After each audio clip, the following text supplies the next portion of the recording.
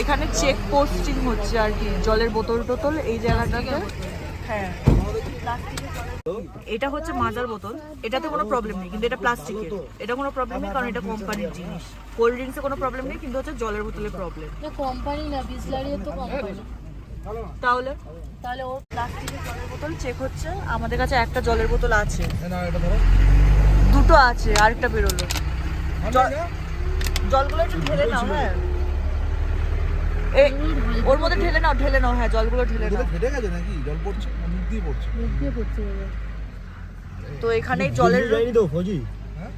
জলের বোতলগুলো এখানে চেকিং হচ্ছে, আর প্লাস্টিকের বোতলগুলো অ্যালাউ নয়, তো ফেলে দিচ্ছে।